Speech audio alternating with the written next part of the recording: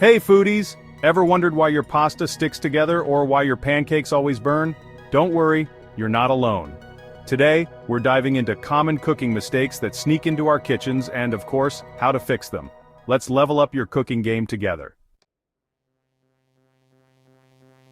Listen up, you donkey, overcrowding the pan. It's the first bloody mistake I see in kitchens from here to Timbuktu.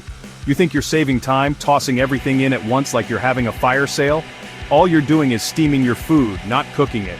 You want that beautiful golden crust, those caramelized edges? Give your ingredients space to breathe. Cook in batches, you hear me? Your stir-fry should sing, not whimper in a crowded pan. Now I know what you're thinking, but chef, that's gonna take twice as long. You think I got to where I am by taking shortcuts? Proper cooking takes time and attention. Stop treating your pan like a bloody dustbin and start treating it with the respect it deserves. And for God's sake, turn the heat up. We're not boiling water here, people. Get those flames licking the edges of the pan. A hot pan is a happy pan, and it'll give you food that's crisp, golden, and full of flavor. Don't be afraid of a little sear, a little char. That's where the magic happens. For crying out loud, are you listening? We've got another rookie mistake here, not preheating your pan. You're throwing food onto a cold surface and then wondering why it sticks like glue. It's basic physics, you numpties. A hot pan sears food instantly, sealing in those precious juices. That's what gives you flavor. A cold pan? It just absorbs all the heat, leaving your food to stew in its own watery misery. Here's a tip from a pro.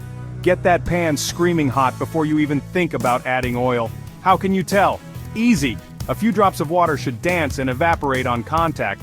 If your pan is sputtering and spitting, it's ready to go. Now get to it. And don't even get me started on non-stick pans. They have their place, sure, but nothing beats the heat distribution and even cooking of a good quality stainless steel or cast iron skillet. Invest in your cookware, people. It'll last you a lifetime if you treat it right.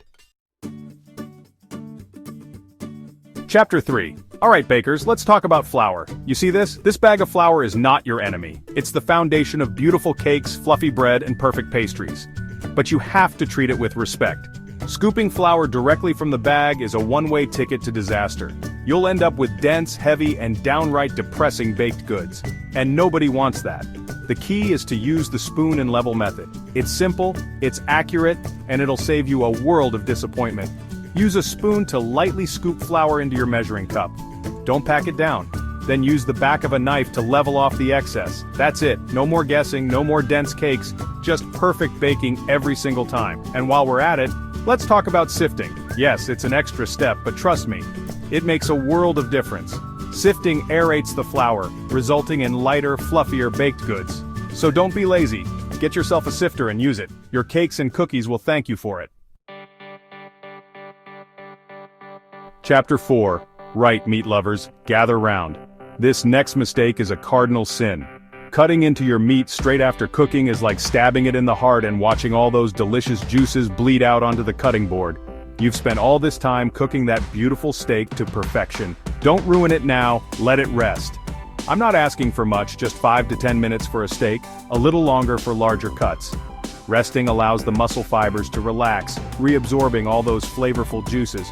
Cut into it too soon, and you'll end up with a dry, tough, and frankly disappointing piece of meat.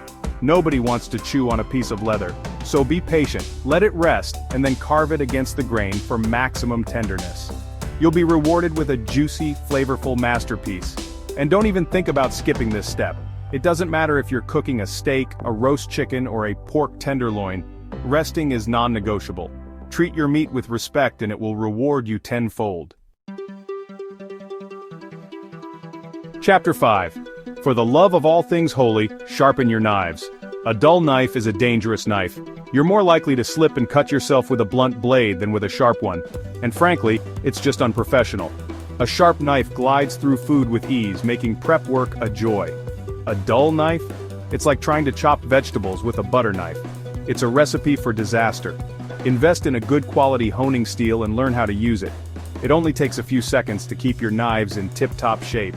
And while you're at it, get yourself a good quality chef's knife. It's the workhorse of the kitchen and will make your life so much easier. You don't need a fancy set of knives, just one good one that you take care of. Remember, a sharp knife is a safe knife, and a safe chef is a happy chef. So do yourself a favor and sharpen those blades. Your fingers will thank you for it. And there you have it, 5 common cooking mistakes and how to fix them. Whether you're browning your veggies, baking cakes, or slicing tomatoes, these simple tweaks can make a huge difference. Did any of these surprise you? Let me know in the comments. Don't forget to like, subscribe, and hit that notification bell for more cooking hacks. See you next time, and happy cooking!